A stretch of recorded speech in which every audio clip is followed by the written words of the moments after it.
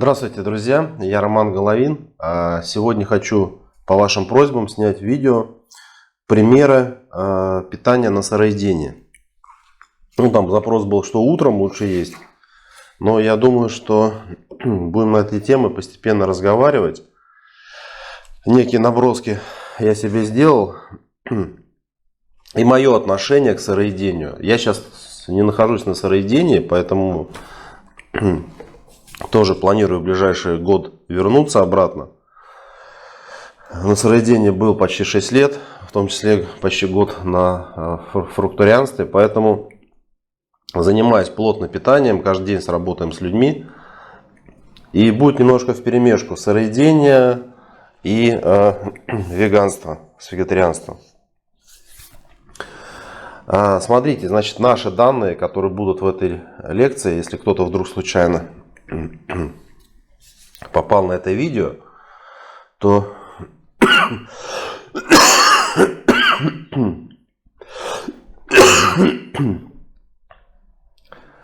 вы должны понимать, что знания, которые накоплены человечеством, они не полные. И мы еще свои знания дополняем с ченнелингов, с тонкого плана. Это очень важно. И эти знания очень сильно отличаются от тех знаний, которые дают обычные сыроеды. К сожалению, у обычных сыроедов знаний нет. Один сказал, проверил на себе, у него все сработало, и он считает, что вот у всех так должно быть. Это неправильно. Значит, сразу хочу сказать, что у человека может быть два раза в день вы можете питаться. Трехразовое питание, четырехразовое питание, у кого-то даже пятиразовое есть. Поэтому это все смотрится в индивидуальной программе человека. Сколько жидкости пить у человека каждого, это разное. Может быть от литра и до 3 литров. У всех по-разному. Значит, дальше. Топ продуктов, о котором я постоянно говорю себе на канале, который дает максимальное количество энергии, он периодически меняется, и он тоже рассчитан для индивидуального каждого человека. Это тоже очень важно. Когда есть топ продуктов, большинство вот этих продуктов нужно есть каждый день. И у человека много будет энергии. Можно быть сыроедом, я по себе знаю, да, как я питался, ел все в подряд, в плане сырого, растительного, но 90% эта пища была на что я налегал даже больше, это не мое было. Поэтому со временем я ощущал, что у меня меньше было энергии.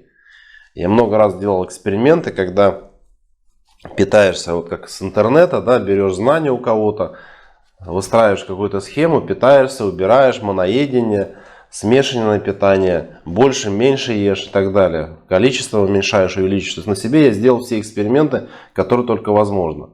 Вот. И понимаешь, что когда начинаешь питаться по программе, небо и земля просто. Ни один сыроед, ни один врач-сыроед вам это не даст. И человека сразу прилив энергии начинается, человек себя ощущает. Поэтому многие люди, которые длительно находятся на сыроедении, они начинают соскакивать с него. Потому что, во-первых, тип питания этот не подходит, не все могут на сыроедении находиться и на веганстве. И таким образом человек ощущает недостаток энергии, и со временем он отходит от этого. Особенно в России, в других странах, где есть мало солнца, где зима длинная и так далее. То есть это очень важно для понимания. Сегодня мы не будем тонкостей касаться именно, да, но сегодня очень интересно будет. Значит, как начинать день человеку? Да? Возьмем среднестатистическое питание 3-4 раза в день. Вот как человеку, сыроеду, вегану начинать день? Во-первых, человек после того, как проснулся, естественно, сходил в душ, почистил зубы. После этого он может попить воды. Попил воды. После зубной пасты, если вы еще пользуетесь химической, обязательно полощите хорошо рот, чтобы не оставались какие-то химические компоненты на зубах. Значит, выпили либо вода обычная из осмоса, либо фильтрованная вода. С бутылок пластиковых не покупайте никогда воду. Тем более, когда она стоит, где-то на солнце нагревается, это очень плохо, с фторидами, различными соединениями вступает в реакцию, и вода уже не такая чистая. Значит, можно иногда с лимоном воду с утра, да, с медом с лимоном, особенно у кого прописан мед в программе. И вот самое интересное начинается. Часто в программе, да, все сыроеды знают, что вода должна быть отдельно от пищи.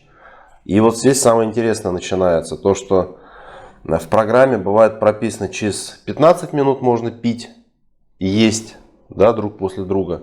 И наоборот, да, там, то есть промежуток там до еды, после еды 15 минут, у кого-то 20, у кого-то 30. У меня, например, 40 даже есть. Это редко бывает, но бывает. И очень неприятно, конечно, когда надо столько времени ждать. Чтобы попить, часто с собой приходится брать, чтобы там куда-то уехал, не ждать, чтобы где-то по дороге попить. Вот, то есть от 15 до 40 минут. Вот этот диапазон до-после. То есть опять же это надо вашу программу смотреть. Я говорю об индивидуальном вашем питании, которое идеально будет для вас подходить. А сегодня только общие штрихи, наброски, чтобы вы понимали. Допустим, прошло 20 минут. Вы приступаете к пище. Да, какая пища у сыроеда-вегана может быть с утра? Поскольку организм только проснулся, да, после сна 8-часового, естественно, что-то легкое надо съесть. А что легкое с утра идеально подходит? Это фрукты. Вот, либо вы отдельно фрукты едите. Там яблоко, грушу там поели, там можно зелень даже на стол поставить, там зеленью закусывать, как я делал. Я ставил на стол разную зелень и просто кусал петрушку, укроп, там листовая зелень. Приучал себя. Либо сделать зеленый коктейль. Да, там берете блендер, там нарезаете сколько-то фруктов по вашему вкусу. Основа там сыроеда, как это, вода. Я воду категорически не приемлю. Сразу говорю, это противоестественно. Вода и сок нельзя смешивать. Основа апельсиновый сок, там яблочный сок, либо ананасовый сок. Ну, у кого насколько денег хватает, а возможности. Естественно, вы делаете зеленый коктейль, бросаете туда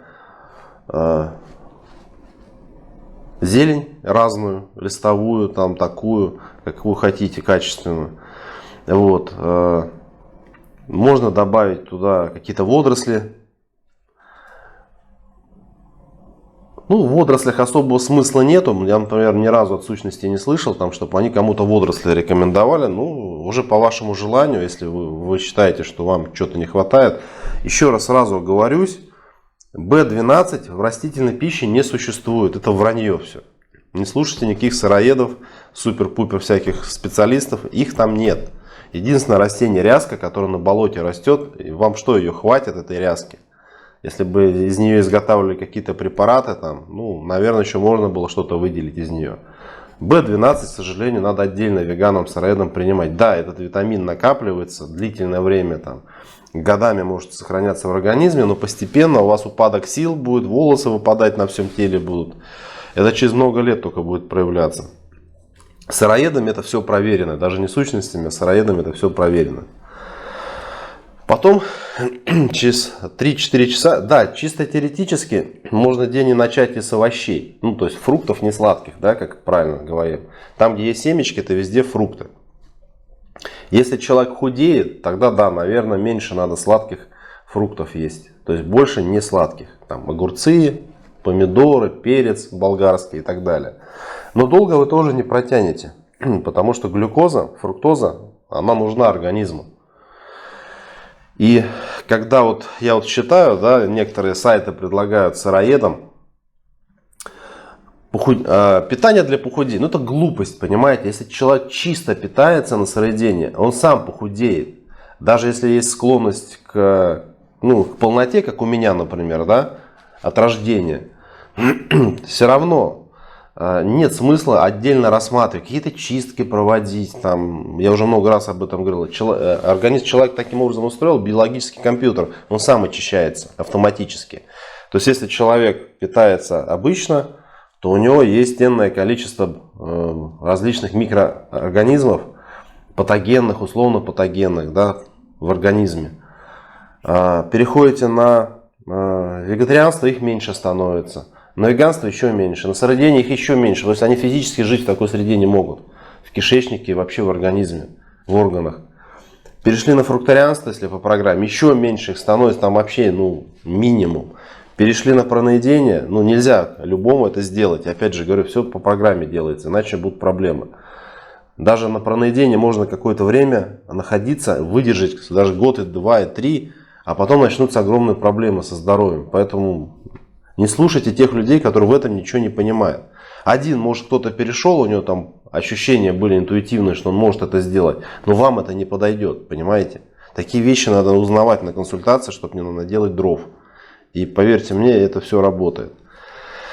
Через 3-4 часа, допустим, наступает обед. И вы можете уже для себя более что-то тяжеленькое такое сделать. То есть это каша может быть гречневая. Либо если вы веган, вы ее варите немножко. Рис там отварили, допустим. Да, киноа, пожалуйста, крупа. Опять же, с зеленью можно, с салатиками можно поесть. Есть веганы и сыроеды, которые строго придерживаются, да, что нельзя смешивать пищу, например, да. И многие там говорят, там, не надо смешивать там разные жиры, например, авокадо с кокосом там. Ну, если совсем уже честным быть, то если вы даже что-то смешаете иногда, ничего страшного не будет. Это, ну, это ерунда полная, понимаете? Вот, это ни на что не повлияет. Вот, если, допустим, человек, скажем так, все в подряд мешает, куча там разных там фруктов, овощей там и так далее, да, конечно, и жирные, и крахмалистые и так далее, то, естественно, и сухофрукты, и сырые фрукты, конечно, это не есть правильно. Да, по возможности надо придерживаться. У меня там было видео, там, да, где ранее я рассказывал, что с чем смешивать нельзя. Если надо, еще в будущем я могу отдельно сделать видео на эту тему. Значит, что еще можно сказать? Просто можно сделать хороший овощной салат какой-то. Там, допустим. Ну, все зависит от вашего размера. Если вы еще переходите, можно побольше порцию сделать. То есть можно сделать с зеленью, там, с орешками, там, добавить, например, кедровые орехи, там, грецкие орехи. То есть кедровые и грецкие орехи, они самые полезные. Еще есть кешью. Кешью — это орехи термически обработанные, они не сырые. И это сказка для сыроедов. Они из этого делают пасты различные для тортиков, различные там заправки для салатов. Я скажу вам сразу, как бы я не сторонник вот этих всех салатиков, голубцы сыроедческие, тост сыроедческий. Это, знаете, наверное, правильно использовать, когда праздники какие-то есть, когда гости пришли. Ну, показать, что сыроедение, оно не бедное вегетарианство, а все-таки имеет какие-то тоже рецепты интересные, имеет много что вкусного. Тогда, да, наверное, есть. Каждый день нет смысла заморачиваться, потому что все-таки сыроедческие блюда, они, даже вот у нас там с женой есть знакомая одна, она разные рецепты делает полезные. И тоже освоила сыроедческие как бы рецепты различные. У нее можно там тортики вкусные разные заказывать там и так далее. Ну, что мы периодически делаем. Ну, не часто, но бывает. И я могу сразу сказать, что все сыроедческое, все стоит втридорого. Вот, если там обычный торт вам такой принесут, то сыроедческий вам точно такой же вот такой принесут. Потому что, во-первых, ингредиенты дорогие и, естественно, сама работа дорогая. Чтобы вы понимали. Поэтому баловать себя как бы каждый день я не вижу смысла. Это для разгрузки делается психики. Когда вы переходите, например, да, периодически можно себя подгружать такими-то рецептами. Ну, там на самом деле можно очень вкусно делать. И вот мы когда с женой там ездили там в одно место, да, там ресторан был сыроедческий, там вот они кухню такую делали, там на самом деле приходишь, там шубу поешь, там все из сырого, как бы, да, здорово, классно сделано. Какие-то другие салатики, например, там еще что-то там. И таким образом очень вкусно получалось. И это очень правильно. И ну, постоянно нет смысла это есть. И таким образом я не рекомендую заморачиваться. То есть простейшие ингредиенты, салатики какие-то, смузи. Вот, может быть, иногда там что-то. Есть вещи, которые надо варить обязательно. Это свекла. Хотя бы до полуваренного состояния. Ее в сыром виде употребляют только для лечения определенного. Постоянно сырое, как многие сыроеды, нельзя. То есть будут проблемы. Я даже по себе помню, что когда я использовал сырые соки, свеклы, ну, неприятное ощущение, такое ощущение, что яд в организм поступил. То есть так оно и есть. допустим, тоже брокколи сырой есть нельзя. Его хотя бы чуть-чуть отварить. Потому что вот я был таким фанатом сыроедения, просто безбашенным. Что эксперименты делал, также вот начитался в интернете разных специалистов там. Давай, все, я закрутился после смерти матери. Еще такой толчок какой-то был, да, у меня был стимул, там, чтобы себя хорошо чувствовать, выглядеть. Но это неправильно. Есть вещи, которые только в полувареном состоянии или вареном потребляются. Поэтому будьте аккуратны, как бы не слушайте людей, которые в этом ничего не понимают. Вариантов тоже очень много бывает. Там сыроедческие супчики разные, там сырые, там бывают, естественно, по сезону даже. Крапива, одуванчик там и так далее. Много рецептов, я сейчас не буду на них останавливаться. В интернете их очень-очень много. Как я уже раньше говорил, прежде чем переходить на сыроедение, на веганство, надо вам теорию изучить обязательно. Да, там вы обратились к нам на консультацию, заказали там топ продуктов, какое питание, сколько лет переходить, о чем сыроеды тоже не знают.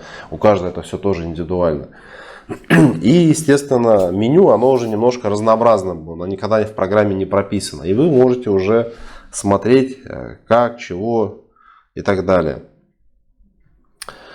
И вот обед, он такой самый плотненький должен быть. Хотя есть, если 4 раза прописано, то второй завтрак тоже будет у вас.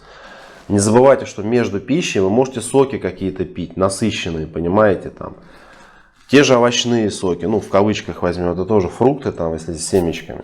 Если корнеплоды, то да.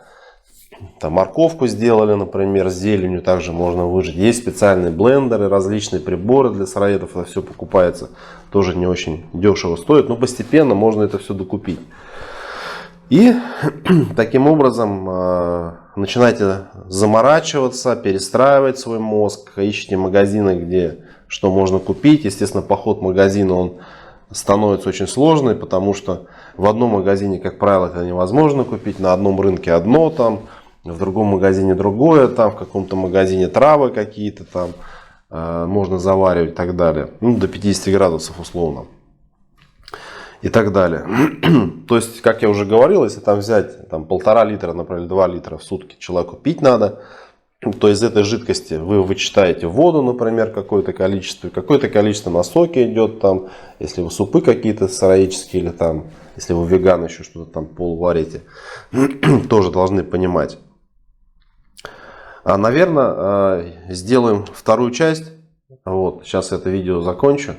Вот, будут вопросы, пишите, обязательно отвечу. Если на этой теме вам интересно, я просто в последнее время мало снимаю по поводу питания. Вот когда обратно перейду на сыроедение, и тогда уже да, буду гораздо больше снимать. Вот, будут вопросы, обязательно сниму различные видео. Спасибо вам, удачи, будьте здоровы.